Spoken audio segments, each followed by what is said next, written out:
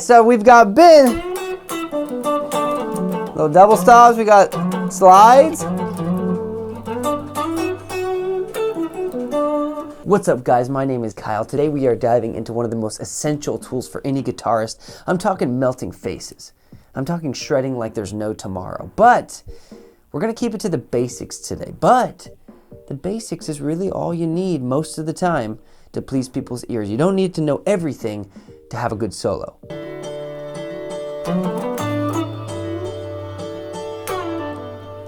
How do we just hear a song and make something up spontaneously? I'm going to teach you that today. Step one, figure out what key you're playing in. Okay, I'm not going to teach you that here. I did make a video on that before on how to do it by ear. It's a very useful little trick. Watch that video if you don't know how to learn what key a song is in by listening to it. It'll help you out a lot. Or if it's a more popular song, you can just Google it and you should be able to find the key pretty accurately online. And if not, you'll need a chord chart or something.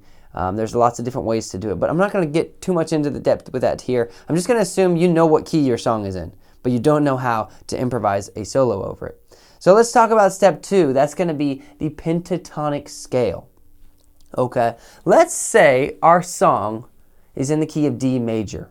All right, we need to know what pentatonic scale to use to make a decent little sounding solo. So what we're going to do, I'm going to show you how the scale works. It'll look like this.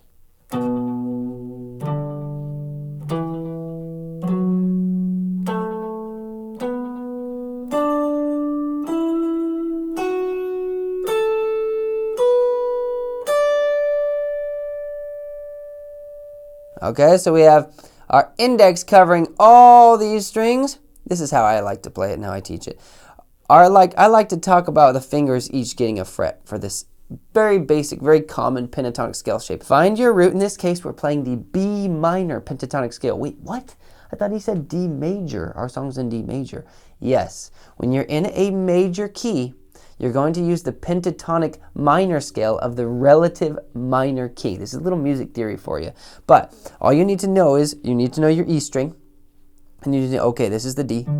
This is a D on the E string. Okay, but to find the relative minor pentatonic scale, you're going to go back 3 half steps and start there. So 1, 2, 3, back to the B.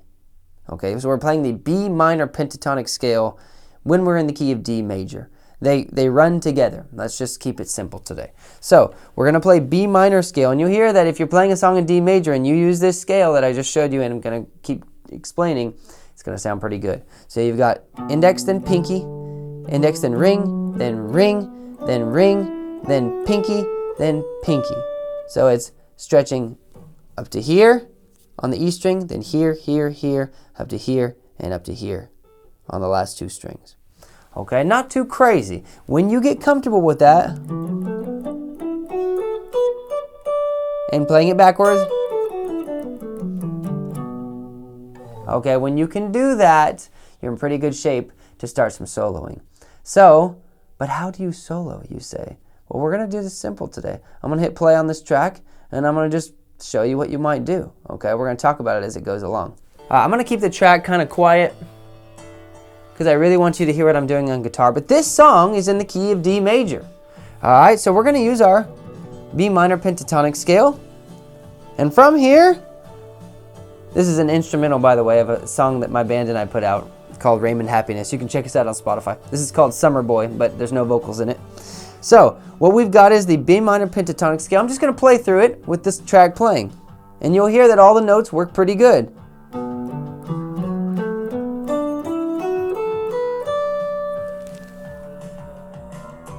Turn the track up a bit. We'll go backwards.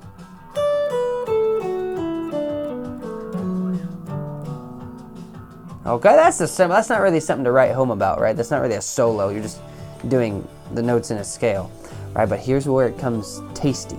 If you're a beginner to guitar, before getting into soloing, I'd really recommend getting a handle on the basic chords first. So if you don't know basic, chords E, A, G, D, or you're not confident changing between them, probably not ready for this yet. Check out my 12-day quick chord course. There's a link in the description. But if you're good with all that, the super duper basics, today's the super duper basics of soloing. So let's talk about how we're going to do it. All right, let's do it with some different rhythm. Let's get a little bit crazier now.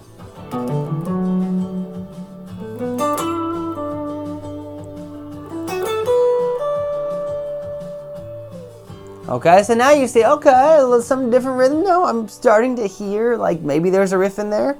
Okay, now let's just use some notes forward and backwards. We're not going to use the whole thing. We're just going to use a few of the notes. Let's just go.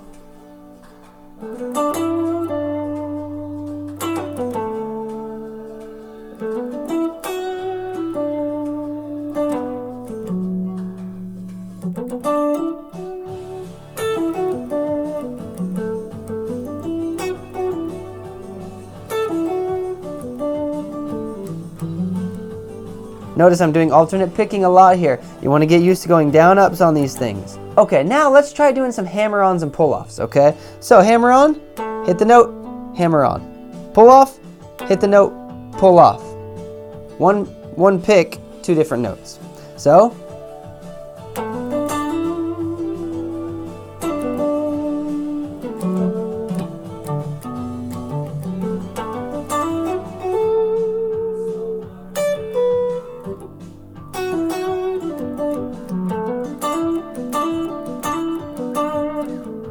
now what about bends? I haven't used any notes outside this scale right now. And we're soloing, we're riffing, right? Let's add some bends. We're gonna hit it.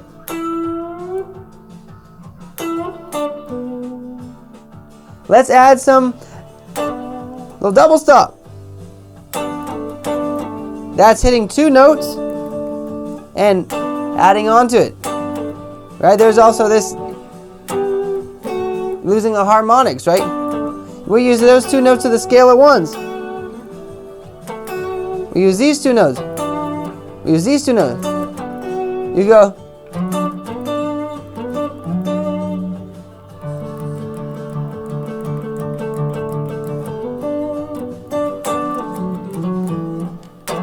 Hitting your index here and hammering on with the ring is a great little trick. All right, you've heard that before. Okay, so we've got bend. Little double stops, we got slides.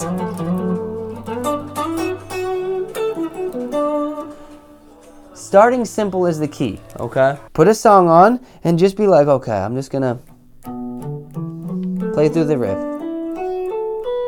Okay, now I'm gonna play through it with some rhythmic stuff. I'm gonna go. I'm gonna maybe backwards. Maybe do some hammer on. Right, it's starting simple and working your way up to where it's sounding like a legit little solo. I know this was a short, quick video. I wanted to keep it that way, not overwhelm you too much. It might have overwhelmed you anyways, but the key is to know, step one, know what key your song is in. Step two, play the minor pentatonic scale in that key, okay? And get used to doing hammer-ons, pull-offs, slides, bends, double stops, all that stuff. There's one little trick I want to add. I'm just going to give you one simple note, and that is to go from this note here. If you get, that's the scale degree 1 of our key. That's the D right there, the key of D. If you go back a step, a half step, that note there, when you get that 7, that's when things get tasty. Now you can get this 7 here, or you can get it here. So you can go.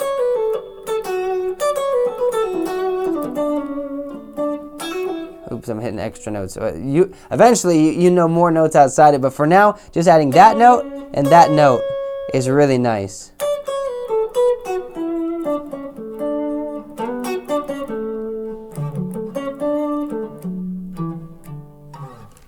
Basic improv is knowing what key you're in and playing that pentatonic scale right there. Getting comfortable there is a great place to start. This is the third part of a 3-part video series I've been doing. If you missed the first 2 parts, we talked about how to play chords anywhere on the neck, even like, you know, A flat minor 7s, right? If you see an A flat minor 7 on a chart, can you play it? And the second video was playing shapes all up and down the neck, right? B minor there, B minor there. Knowing where to play shapes all up and down is a great way to get your hand on some improvising. If you enjoyed this, please leave a comment below about what you found helpful, or if you want to add anything to it, leave a comment. Please subscribe. I look forward to seeing what you have to say and seeing you up as a part of my channel. I will see you on the next video. This is Kyle Scott signing out. Peace.